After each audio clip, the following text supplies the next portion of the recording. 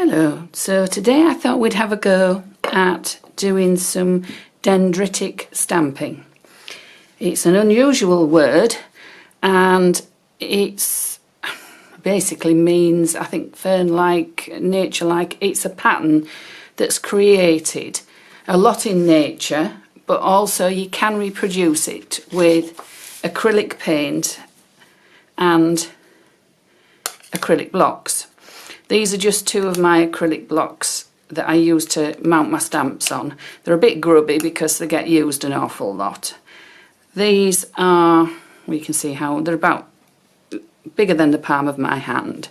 You need two for this technique. I would say two of the same size would be best, but if you had a large and a small, so long as when they are crossed over like this, one overlaps the other at the corners, because with the technique, if you put them together like that, you'll have trouble separating them, and if you have one smaller than the other and it only fits in the centre, again you'll have trouble separating them.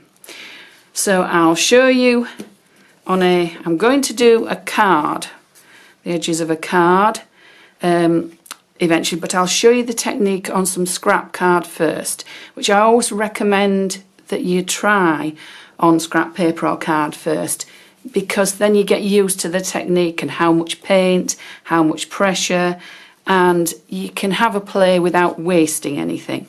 So I've just got some scraps of, this is cartridge paper, but you could use printer paper, card, whatever you wanted. A reasonable thickness, sort of probably 120 upwards. I wouldn't go for real thin printer paper because it would warp with the amount of moisture in the acrylic paints. So we've got two acrylic blocks, and it's very, very simple. I use a variety of cheap acrylic paints for card making. This is just from the works. This is some from Do Crafts, which is very good. This is quite handy because you can get a small amount of paint out at a time. You don't want a big amount. So you can see by the size of my hand and the size of the acrylic block. I also get a ruler. You'll see my acrylic block is about 4 inches, and that blob of paint is probably a bit too big, and it's just under 1/2 inch. You need a very flat surface. My table's got a ridge here, so I'm going to avoid that, so I'll work here where it's completely flat. You've put your tiny blob of paint onto your acrylic block, and remembering to keep your corners so they aren't aligned with the underneath corners, so that you've got one across the other with corners not overlapping. Then you press one on top of the other. Now you can see the paint spreads out a lot. Put as much pressure on the middle of your paint blob as you possibly can. Once you've done that, work around the edges and push it out more. So really I needed a smaller amount of paint because this is quite big and it really is a little bit too big. I'll move that to the side, get my piece of paper or card, make sure it's on a flat surface, and then as you can see I will lift up one acrylic block off the other, and we get this lovely, lovely dendritic pattern. Now it depends how warm it is and how fluid your paint is. You've got a few seconds to play about and decide where you want your pattern positioned. I'm going to go across a corner here. Well, actually I'll go just here so you can see the entire pattern. Once you have put your acrylic block with your paint onto your paper, don't move it unless it'll smudge the image, and just press very gently to start off with.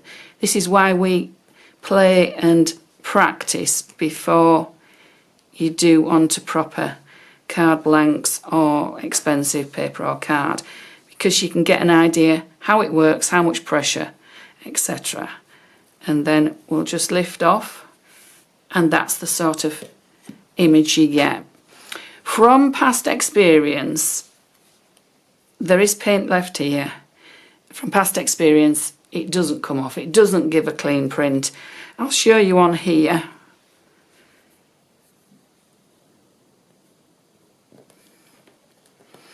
Even if I press really, really hard, I don't get much at all. So what I always do is get a wet wipe, and while it's still just damp, clean the paint off your acrylic block and then dry it, because it needs to be dry, because if you don't dry it and you've got moisture on there, it makes your paint more fluid. And what you need to create this effect is paint that has a little bit of body to it. We've got the other print, which is on the other acrylic block. This has been sat for a minute or so. So if I press on there, I might have to put more pressure on because some of the paint will have dried. But again, I still get a nice print. Because I've put more pressure on, these lines are thicker. And again, clean your acrylic block, dry it off, and then we're ready to go again. Now you could cover a sheet of card or paper with prints like this and then die cut things out of them, which would look lovely. Or you could just die cut that as a circle, and that would be really pretty as a feature on a page.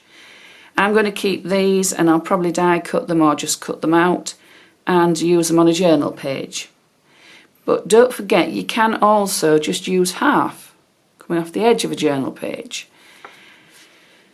So I'll show you something else. This is another piece of waste card.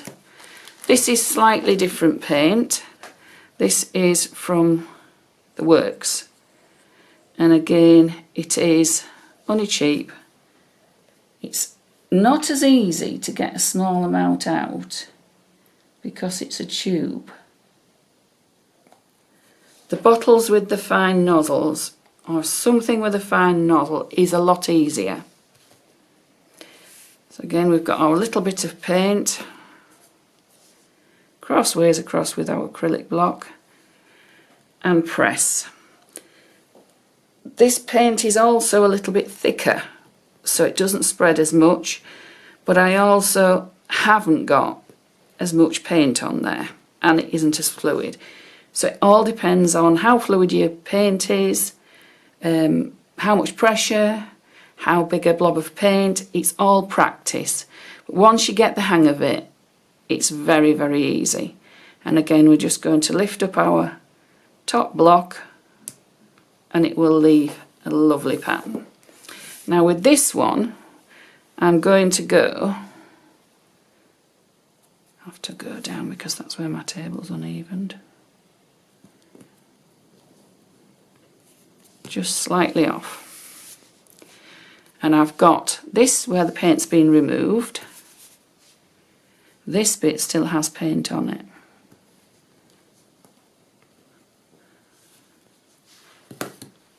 So even if you've just used half, you can use the other half somewhere else.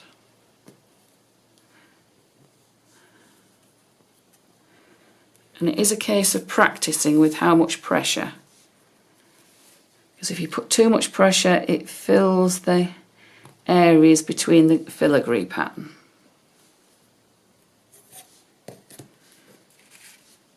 So you can see, if I went all the way around with different shades of green, that would make a lovely border. It would be uneven, but that is what I would like. and then you could put sentiment in there and use that as a card topper. So we'll move on to our card blank, and this is slightly smaller than my card blank. This is 14 centimetres, my card blanks are 15 centimetres. So I will be mounting it onto a coordinating colour and then putting it on my card blank. So we'll try doing a couple of different, because I'm going with the same colour, I'm not going to clean this off. So I'll move that to the side a little. Crossways on again.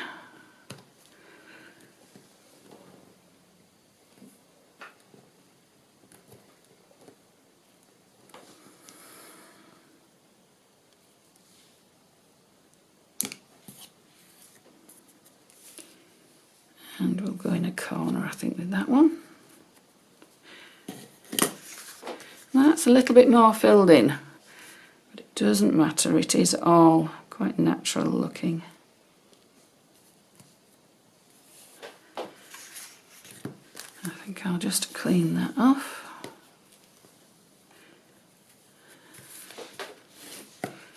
And that one.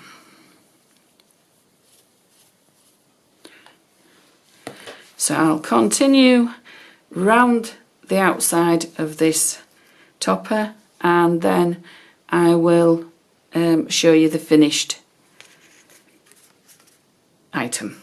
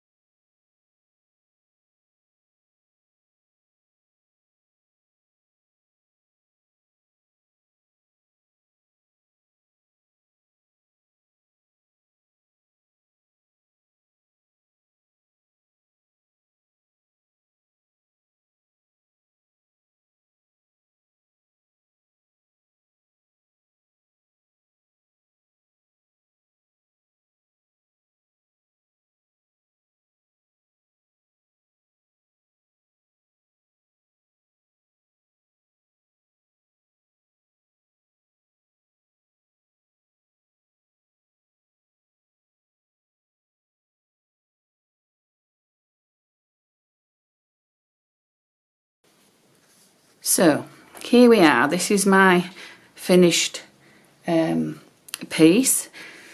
I went all the way around the outside, and as you can see I used some quite natural colours. This is sort of, let's see, what colour is it? Yellow ochre. And the greens and the sagey greens, some browns, all sort of fairly natural colours. What I think I'm going to do, I quite like the white space because it lets you see all the detail. So I think I'm just going to get a little sentiment, just put it across there, mount it onto some coordinating card, and then pop it onto my card blank. So I'll do that and then come back with the finished piece so you can see. So here are our finished cards. This is the one that I did while I was filming, and you can see I've added a large circle here of the dendritic, and I've done the border. I've then mounted it onto some brown card and then onto a card blank. I did add some peel-offs, which were just little swirls that I had, and a peel-off happy birthday in the white space. I find if you put your wording on here, it needs to be mounted onto some card, otherwise it vanishes into the pattern. But I quite like that up there in the white space.